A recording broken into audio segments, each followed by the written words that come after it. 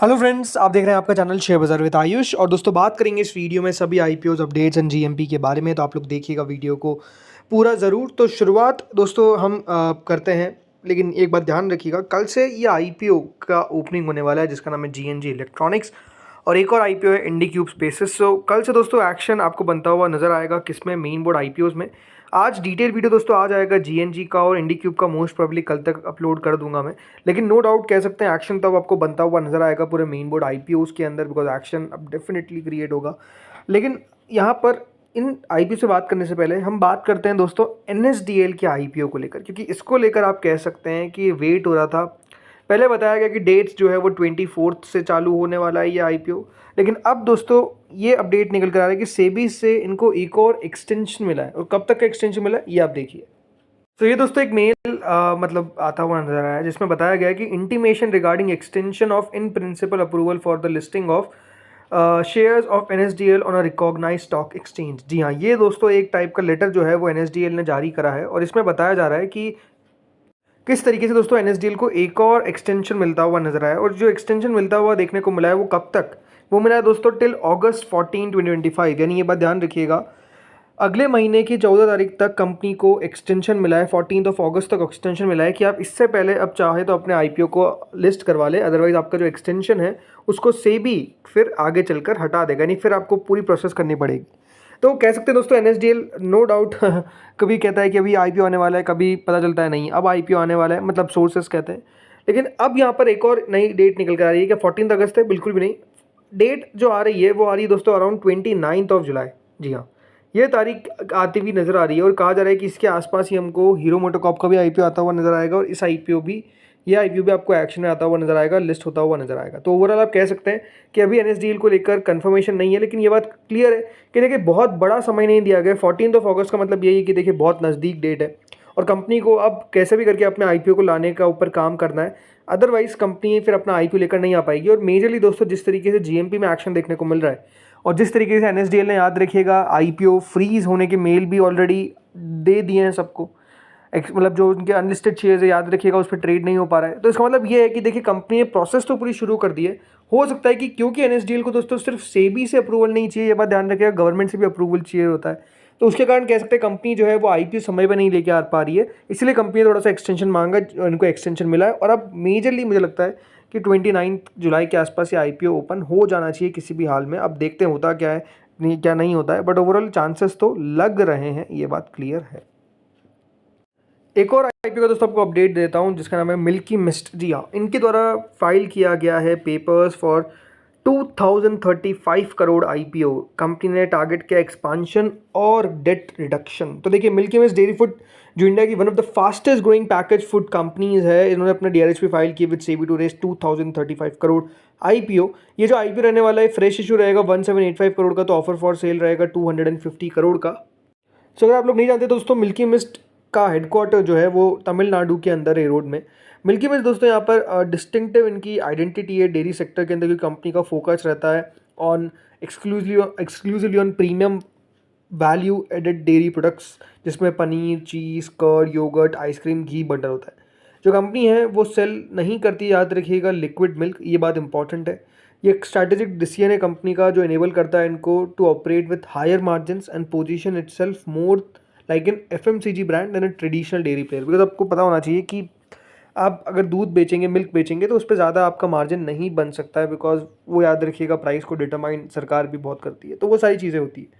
लेकिन जब आप ये सारे प्रोडक्ट्स बनाना चालू कर देते हैं तो इस पे याद रखिएगा आप पे कि आप कितने पे बेचना चाहते हैं। तो आई थिंक वो एक सबसे बड़ा कंपनी के लिए प्लस पॉइंट है, इसलिए कंपनी अपने आप को, याद रखिएगा, एक एफएमसीजी ब्रांड की तरह पेश करती है, ना कि ट्रेडिशनल डेयरी प्लेयर लाइक आप अमूल को देखेंगे, राइट। तब अमूल ऐसा नहीं कि कभी भी लिस्ट होगा, लेकिन बता रहा हूँ मैं आपको कि वो उस तरीके से कंपनी अपने आप को, याद रखिएगा, पेश करती है। सो यहाँ पे जो प्रोसीड्स है, जैसे मैंने बताया, 750 करोड़ कंपनी को मिलते हुए नजर आएंगे। किसके लिए, याद रखिएगा, for financial deleveraging, aggressive growth, इन सब के ऊपर कंपनी का, याद रखिएगा, खर्चा होता हुआ नजर आएगा। कंपनी ने कहा है कि 414 करोड़ तो कंपनी अपने एक्सपांशन के ऊपर खर्च करती हुई नजर आएगी, जिसमें मॉडर्नाइजेशन ऑफ जो इनका एक पेनुदुराई मैन्युफैक्चरिंग फैसिलिटी है उसको कंपनी और एडवांस करेगी, वहाँ पे नई कैपेबिलिटीज़, नई कैपेसिटीज़ ऐड करेगी, जिससे वो whey protein concentrate, yoghurt, cream cheese, ये सब बना सकते हैं। तो अपने आप में आप समझ सकते हैं कि ये सारी चीज़ें जो है वो कंपनी करती हुई नज़र आएगी। अब आते हैं दोस्तों एक और आईपीओ पे जो आरएचपी फाइल कर दी गई है, नाम है लक्ष्मी इंडिया फाइनेंस। जी हाँ, ये एक नया मेन बोर्ड आईपीओ जो ओपन होने वाला है, कब से डेट निकल कर आ चुकी है और जो तारीख है दोस्तों वो है 29 से लगाकर 31। जी हाँ, 29 से 31 के बीच में दोस्तों नया मेन बोर्ड आईपीओ ओपन होने वाला है जिसका नाम है लक्ष्मी इंडिया फाइनेंस। बहुत बड़ा आईपीओ नहीं रहेगा, छोटा सा आईपीओ रहता हुआ देखने को मिलेगा। 5 रुपये की इसकी फेस वैल्यू रहने वाली है। Fresh issue, offer for sale दोनों का कॉम्बिनेशन रहेगा। Total issue size 1 crore 60 lakh shares का रहने वाला है, जिसमें से 1 करोड़ 4 लाख शेयर रहेंगे फ्रेश इशू के, बाकी के ऑफर फॉर सेल के रहते हुए देखने को मिलेंगे 56 लाख शेयर्स। दोनों एक्सचेंजेस पे लिस्ट होगा। अगर मैं बात करता हूं दोस्तों कंपनी के फाइनेंशियल्स की, तो अगर आप रेवेन्यू देखेंगे तो कंपनी का लगातार ग्रो होता हुआ दिख रहा है। मुनाफा अगर आप देखेंगे तो लगातार ग्रो होता हुआ दिख रहा है। तो ये भी बात क्लियर है कि हाँ, कंपनी लगातार ग्रोथ के ट्रैक पर, इसमें कोई डाउट नहीं है। तो इंटरेस्टिंग होगा कि वैल्यूएशंस क्या रखती है कंपनी। हो सकता है कि दोस्तों आईपीओ का साइज़ जो है वो ज़्यादा बड़ा ना हो, ये बात क्लियर। ज़्यादा बड़ा तो होगा भी नहीं, मतलब कितना बड़ा होगा देखने वाली बात है। 250 करोड़ के आसपास का इशू रह सकता है, हो सकता है उससे भी थोड़ा कम हो। अब बात करते चलिए जीएमपी पे। तो जीएमपी अभी तक लक्ष्मी इंडिया की शुरू नहीं हुई है। एनएसडीएल जीएमपी हाई बना रही है, मतलब 168 रुपीज़ का आज का लेवल हमको टच होता हुआ देखने को मिला है। तो ये साफ है कि देखिए एनएसडीएल में तो तेज़ी देखने को लगातार मिल रही है। अब 165 रुपये में ग्रे मार्केट आ चुका है। शांति गोल्ड इंटरनेशनल कई जगह पे देखिए ग्रे मार्केट चल रही है, कई जगह पे नहीं चल रही है। तो अभी ठीक है, नहीं चल रही मान लेते हैं। 199 रुपीज़ का प्राइस बैंड है। 360 करोड़ का ये मेन बोर्ड आईपीओ याद रखिएगा, 25 से 29 जुलाई के बीच में ओपन होगा। अगला आता है ब्रिगेड होटल वेंचर्स। ये एक नया मेन बोर्ड आईपीओ, आपको पता ही है, ओपन होने वाला है फ्रॉम 24 टू 28। 90 रुपीज़ का इसका प्राइस बैंड है। 16.11% which is 14.5 rupees grey market चल रहा है। 750 करोड़ का आईपीओ का साइज़ है विद शेयर होल्डर कैटेगरी। देखते हैं कितना बड़ा दोस्तों ये कर पाता है। देन अगला दोस्तों आईपीओ आता है जीएनजी इलेक्ट्रॉनिक्स, जिसकी प्रीमियम लगातार आप कह सकते हैं तेज़ी में है, सिर्फ और सिर्फ तेज़ी में है।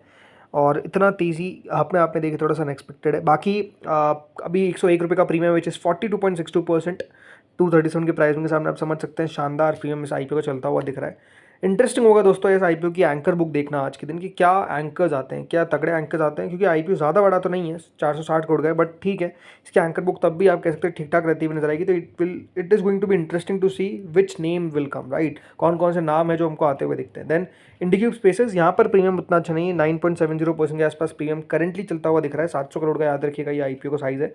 इसकी भी एंकर बुक याद रखिएगा आज के दिन निकल कर आने वाली है। अब आते हैं दोस्तों एसएमईस पे। तो देखिए एसएमई में रेपेनो एक बीएससी एसएमई आईपीओ है जो ओपन होने वाला है from 28 to 30 of July. 96 rupees का इसका प्राइस बैंड है। 12% के आसपास का प्रीमियम है। 12 रुपये का प्रीमियम है, मतलब 25 करोड़ 34 लाख का इशू का साइज़ है।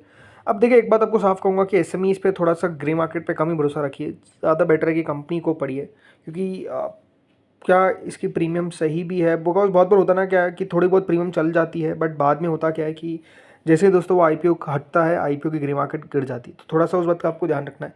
बाकी ठीक है, देखते हैं कितना बड़ा ये कर पाता है। अगला आता है श्री रेफ्रिजरेटर्स, एक बीएससी एसएमई आईपीओ, 125 रुपये का इसका प्राइस बैंड है।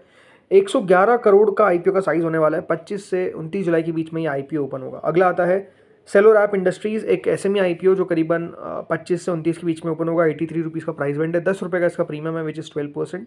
28 करोड़ का याद रखिएगा इशू का साइज़ है। पटेल कैम, ये दोस्तों एसएमई आईपीओ जो ओपन होगा from 25 of July to 29 of July. 101 रुपये का प्राइस बैंड है। 55 करोड़ 80 लाख का याद रखिएगा इशू का साइज़ है। 17 रुपये का इसका प्रीमियम करंटली चल रहा है 84 रुपीज़ के प्राइस के सामने। टीएससी इंडिया, यह आईपीओ भी दोस्तों ओपन होगा कल से, 25 जुलाई तक ओपन रहेगा। 70 रुपीज़ का इसका प्राइस बैंड है। 24.58 करोड़ का इशू का साइज़ है। अगला आता है मोनार्क सर्वेयर्स, ये मेन बोर्ड आईपीओ को लेकर तगड़ा एक्शन है। और आप देखिए पहला ही दिन चल रहा है आज इस आईपीओ का, और अभी तक दोस्तों ये आईपीओ सब्सक्राइब हो चुका है बाय 17 टाइम्स।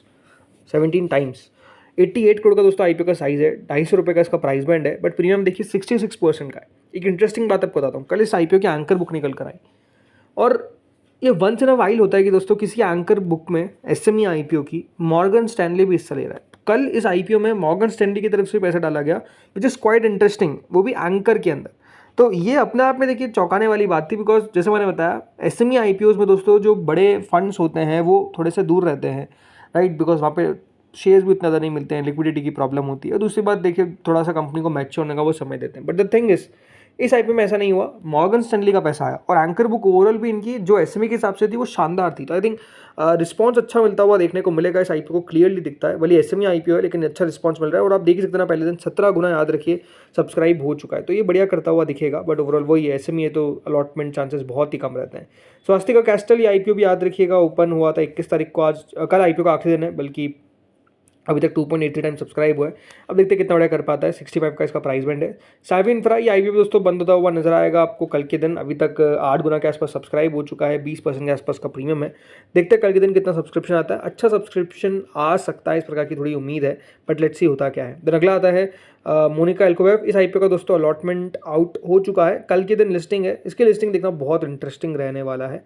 बाकी लिस्टिंग्स हो चुकी सारी।